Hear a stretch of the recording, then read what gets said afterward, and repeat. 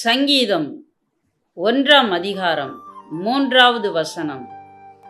அவன் நீர்க்கால்களில் ஓரமாய் நடப்பட்டு தன் காலத்தின் தன் கனியை தந்து இலையுதிராயிருக்கிற மரத்தை போல் இருப்பான்.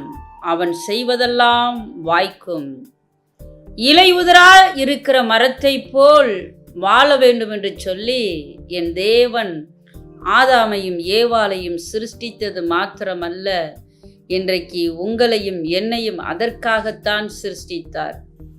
தன்னுடைய வாழ்க்கையில தன் காலத்தின் தன் கனிகளை கொடுக்க வேண்டும் என்று சொல்லி தேவன் விரும்புகிறார். ஆனால் இன்றைக்கு நம்முடைய வாழ்க்கையில நாம் எடுத்துக்கொள்வோம், ஆனால் நம்முடைய காலத்தில் தன் கனியை கொடுக்க முடிகிறதா என்று சொல்லி பார்க்கும்போது சற்று குறைவாக தான் இருக்கிறோம்.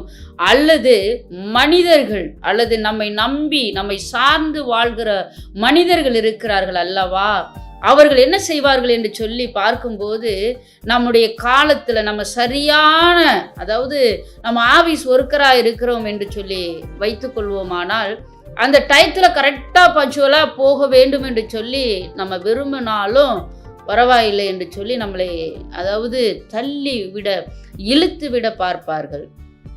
நம்முடைய காலத்தில் நம்ம கனிகளை கொடுக்க வேண்டும் என்று சொல்லி தேவன் விரும்புகிறார். அல்லேலூயா.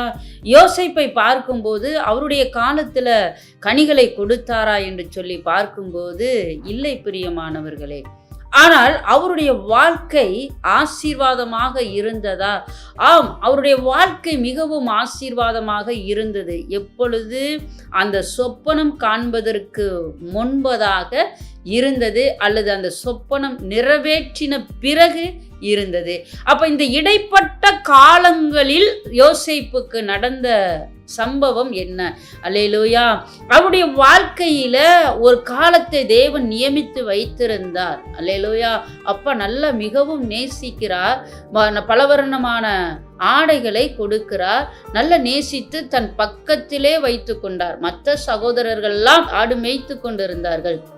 ஆனால் இந்த யோசேப்பை பார்த்தீங்கன்னா அப்பாவுடைய அருகில நல்ல ஒரு செல்ல பிள்ளையாக, கீழ்ப்படிந்த பிள்ளையாக இருந்தார். ஒரு நாள் வந்தது சொப்பனம். அந்த சொப்பனத்தை அவர் மறைக்காமல் தன்னுடைய தகப்பனிடத்திலையும் தன்னுடைய சகோதரரிடத்திலையும் அவர் சொல்ல சற்றுதான் தாமதம். அல்லேலூயா.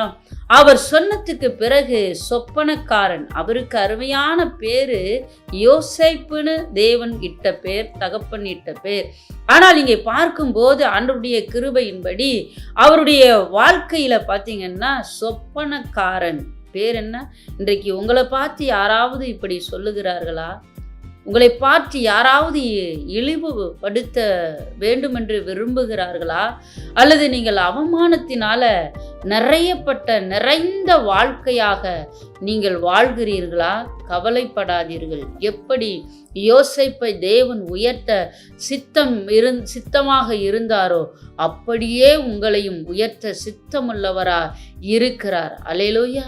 பிரியமானவர்களே, என்னுடைய வாழ்க்கையிலும் பார்க்கும் பொழுது நான் நல்ல ஒரு தகப்பனுக்கு, நல்ல ஒரு தாய் தகப்பன் என்னை பெற்றெடுத்து என்னுடைய சகோதரியோட நல்லா வளர்க்கப்பட்டேன், கல்வியை கற்றுக்கொண்டேன். ஆண்டவருடைய கிருபையின்படி நான் பிறகு ஆண்டவருடைய கிருபையின்படி கோயம்புத்தூருக்கு வேலை பார்க்கும்படியாக சூப்பர்வைசராக நான் வேலை பார்த்து கொண்டிருந்தேன். பிறகு அந்த வேலையை நான் முடித்துவிட்டு நான் சிங்கப்பூர் தேசத்துக்கு போக வேண்டிய ஒரு சூழ்நிலை எனக்குள் வந்தது.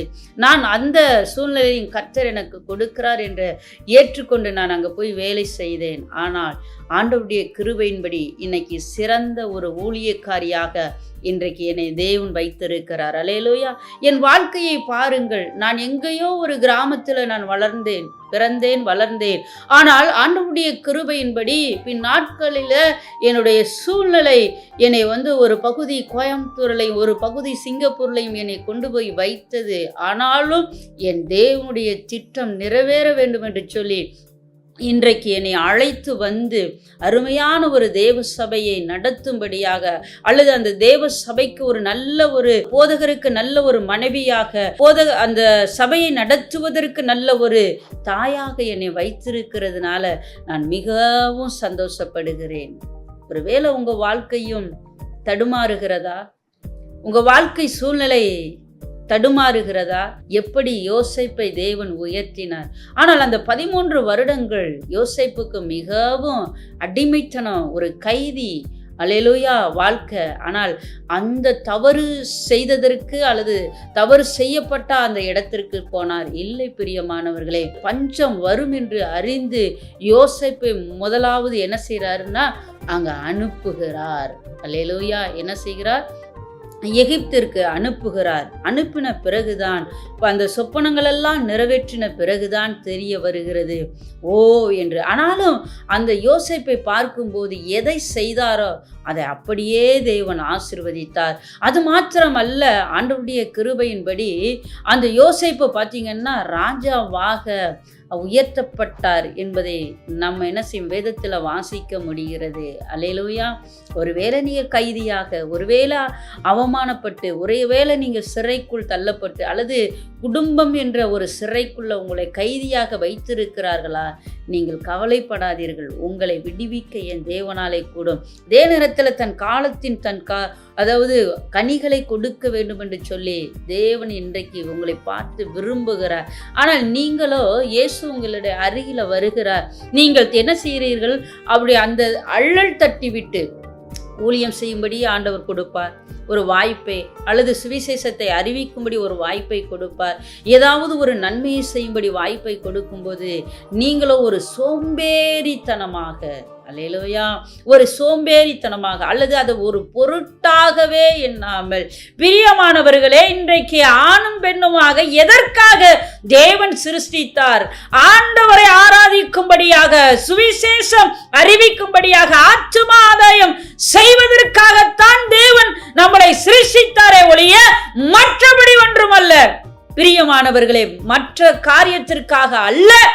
இந்த உலக போகிற போக்கிலே வாழ்வோம் சாவோம் என்பதற்காக அல்ல. உங்க காலத்துல நீங்க கனி கொடுக்க வேண்டும். ஆண்டவருடைய கிருபையின்படி, அருமையான ஆண்டவருடைய கிருபையின்படி என்னை ஆண்டவர் ஒரு 11 வயதுல நான் தெரிந்து கொள்வதற்கு தேவன் ஒரு வாய்ப்பை எனக்கு கொடுத்தார். பிறகு நல்ல ஒரு ஆண்டவருடைய கிருபையின்படி எனக்கு நல்ல ஒரு தாய் தகப்பன் இருந்தார்கள், என்னை வளர்த்தார்கள். எனக்கு சகோதரரும் உண்டு, சகோதரிகளும் உண்டு. ஆண்டவருடைய கிருபையின்படி எனக்கு நல்ல ஒரு கல்வியை எனக்கு கற்றுக் கொடுத்தார். அடுத்து எல்லா விதத்திலையும் எந்த ஒரு காரியத்தையும் எனக்கு தெரியாது என்று சொல்லாதபடிக்கு அல்லது பயம் என்னை ஆட்கொள்ளாதபடிக்கு எந்த ஒரு காரியத்தையும் கற்றுக்கொள்ள கர்த்தர் எனக்கு கிருபை செய்திருக்கிறார். அல்லேலூயா. ஆண்டவருடைய கிருபையின்படி நல்ல ஒரு வயதில் எனக்கு ரட்சிப்பை கொடுத்தார். நல்ல ஒரு வயதில் ஞானஸ்தானத்தை எனக்கு கொடுத்தார். நல்ல ஒரு வயதில் திருமணத்தை செய்து கொடுத்தார். நல்ல ஒரு வயதில் எனக்கு பிள்ளைகளை நான் பெற்றெடுக்கும்படி கர்த்தர் எனக்கு கிருபை செய்தார். நல்ல ஒரு வயதில் சபை போதகர் அம்மா என்று சொல்லக்கூடிய அளவுக்கு தேவன் என்னை உயர்த்தியிருக்கிறார். பிரியமானவரே, என் காலத்தில் என் கனிகளை தந்து, தன் காலத்தில் நான் கனிகளை, என்னுடைய காலத்தில் நான் கனிகளை கொடுக்கும்படியான வாழ்வை எனக்கு கொடுத்திருக்கிறார் அல்லவா? அவருக்கு நான் என்னவென்று நான் சொல்லுவேன். அல்லேலூயா. கிறிஸ்துவுக்குள் பிரியமானவர்களே, உங்க காலத்தில் நீங்க கனிகளை கொடுக்க வேண்டும். அதற்காக தான் இந்த வார்த்தைகளை சொல்லுகிறார். ஒருவேளை நீங்கள் இது நாள் வரையும் என்னுடைய வாழ்க்கையில நான் எல்லாவற்றையும் இழந்து போய்விட்டேன், மனுஷனை நம்பி நான் ஏமாந்து போய்விட்டேன் என்று சொல்லி நினைக்கிறீர்களா? எரேமியா 17ஆம் அதிகாரம் 8வது வசனம். அவன் தண்ணீர் அண்டையிலே நாட்டப்பட்டதும் கால்வாய் ஓரமாய் தன் வேர்களை விடுகிறதும் உஷ்ணம் வருகிறதை காணாமல் இலை பச்சையாயிருக்கிறதும் மழை தாழ்ச்சியான வருஷத்திலே வருத்தமின்றி தப்பாமல் கனி கொடுக்கிறதுமான மரத்தை போல் இருப்பான். அல்லேலூயா. எப்படி இருப்பானா? ஆண்டவருடைய அது மேல் வசனத்தை நம்ம வாசிக்கும் போது, கர்த்தர் மேல் நம்பிக்கை வைத்து கர்த்தரை தன் நம்பிக்கையாய் கொண்டிருக்கிற மனுஷன் பாக்கியவான் என்று தேவன் சொல்லுகிறார். அல்லேலூயா. அப்போ வருஷத்தை அந்த கடைசி பகுதியில் பார்க்கும்போது மழை தாழ்ச்சியான வருஷத்தின் வருத்தத்தை தப்பாமல் கனி கொடுக்கிற மரத்தை போல் இருக்க வேண்டும் என்று சொல்லி தேவன் விரும்புகிறார். இன்றைக்கு கர்த்தராகிய இயேசு கிறிஸ்துவையும் பார்க்கும்போது அவர் 33.5 ஆண்டு வானத்துக்கும் பூமிக்கு நடுவாக சிலுவையில அவர் தொங்கினார், மரித்தார், பாடுகளை பட்டார். அல்லேலூயா. அப்பொழுது அவர் மரிப்பதற்கு முன்பதாக அவர் சொல்லுகிறார், பச்சை மரத்திற்கே இந்த பாடு என்றால் அல்லேலூயா. பச்சை மரம் யார் என்று சொன்னால் கர்த்தராகிய தேவன். அல்லேலூயா. இன்னைக்கெல்லாம் நம்ம பட்டு போன வாழ்க்கையை பட்ட மரத்திற்கு சமமாக நம்ம வாழ்ந்து கொண்டிருக்கிறோம். பிரியமானவர்களே, நாம் எப்படிப்பட்ட வாழ்க்கையை நாம் வாழ வேண்டும்? பச்சையான ஒலிவ மரத்தை போல, அது தண்ணீரண்டையில் நாட்டப்பட்ட ஒரு மரத்தை போல் இருக்க வேண்டும் என்று சொல்லி தேவன் விரும்புகிறார். ஒருவேளை நீங்கள் கணவன் மனைவியாக இதை பார்த்து கொண்டு இருப்பீர்களானால், உங்கள் கணவருக்கு மனைவி நீ கீழ்ப்படிய வேண்டும் என்று சொல்லி தேவன் நமக்கு சொல்லி கற்றுக் கொடுத்திருக்கிறார். அதே போல கணவனும் தன் மனைவி அன்பு கூற வேண்டும் என்று சொல்லி விரும்புகிறார். மனைவி கீழ்ப்படிய வேண்டும், கணவன் என்ன செய்ய வேண்டுமா? அன்பு கூற வேண்டும் என்று சொல்லி விரும்புகிறார். பிள்ளைகளை ஆண்டவருடைய சித்தத்தின்படி அவர்களை வளர்க்க வேண்டும். கர்த்தருக்கு பயப்படுகிற அந்த பயத்தோடு என்ன செய்யணும்? அன்பு காட்டி அவர்களை என்ன செய்ய வேண்டும்? வளர்க்க வேண்டும் என்று சொல்லி விரும்புகிறார். அதே நேரத்தில் இன்றைக்கு சில மருமகள் செய்கிற பெண் பிள்ளைகள் செய்யக்கூடிய தவறு என்ன என்ற அந்த கணவனை நேசிக்கிறாங்க. அந்த கணவனை பெற்ற அந்த தாயை நேசிப்பதற்கு அவர்களுக்கு என்னவோ தெரியல. அந்த கணவர் வானத்திலிருந்து வந்தவரை போல, அல்லது இவர்கள் தான் எங்கிருந்து பிடித்து கொண்டு வந்ததை போல அந்த மாமியாரை மிகவும் அற்பமா எண்ணுவார்கள். இல்லை பிரியமானவர்களே, நீங்களும் ஒரு நாளைக்கு மாமியாராக இருப்பீர்கள். சில பேர் சொல்லுறீங்க, அது அப்போ பார்த்துக்கிருவோம் சகோதரி என்று சொல்லுகிறீர்கள். இல்லை பிரியமானவர்களே, நாம் எதை விதைக்கிறோமோ அதைத்தான் நம்ம அறுப்போம். நம்ம நல்ல காரியத்தை நம்ம செய்யும்போது நல்ல காரியங்களே நமக்கு வரும். நம்முடைய வாழ்வில கெட்ட காரியங்களை நம்ம செய்வோமானால் கெட்ட காரியத்தை தான் நம்ம அறுப்போம். அதனால பிரியமானவர்களே, உங்கள் வாழ்க்கையில நீங்கள் என்ன செய்ய வேண்டும்? மாமியாரை நேசிங்கள். அதே போல உங்கள் நாத்தனார்களையும், உங்கள் கணவரோடு பிறந்த உங்களோட வயதில் மூத்த நாத்தனாராக இருக்கட்டும், அல்லது இளைய நாத்தனாராக இருக்கட்டும், அல்லது 2 பேர் இருக்கட்டும், 3 பேர் இருக்கட்டும், அவர்களை நீங்கள் நேசிக்கும் போது அந்த கணவருடைய இருதயத்தை நீங்கள் சந்தோஷப்படுத்துகிறீர்கள். அந்த கணவருக்கு நீங்கள் கீழ்ப்படிவதற்கு சமமாக இருக்கிறது. அல்லேலூயா. ஆண்டவருடைய கிருபையின்படி இலையுதிராயிருக்கிற மரத்தை போல இருக்க வேண்டும். தன் காலத்தில் நீங்கள் கனிகளை கொடுக்க வேண்டும். உங்கள் மாமியார் உங்களை பார்த்து வாழ்த்த வேண்டும். உங்களுடைய நாத்தனார் உங்களை பார்த்து என் அண்ணியை போல யாரும் இல்லை என்று சொல்லி அவர்கள் உங்களை வாழ்த்தும் போது நீங்கள் உங்கள் காலத்தில் கனி கொடுக்கிற வாழ்வுக்கு சமமாக இருப்பீர்கள். அல்லேலூயா. ஃபுல் ஸ்டாப் வைங்க. வச்சுட்டு ஆண்டவருக்காக என்ன செய்யுங்க? இலை உதிராக இருக்கிற உங்கள் காலத்தில் நீங்கள் இருக்கும்படி தேவன் உங்களை அழைக்கிறார். உங்களுக்காக நான் ஜெபிக்கட்டுமா? அல்லேலூயா. மை துதிக்கிறோம், மை ஸ்தோத்தரிக்கிறோம் அப்பா. இந்த நல்ல வேலைக்காக நன்றி உள்ளத்தோடு நாங்கள் ஸ்தோத்தரிக்கிறோம் அப்பா. இந்த வேலையை நீர் ஆசீர்வதிக்கும்படியாக மனதார நாங்கள் ஸ்தோத்தரிக்கிறோம்.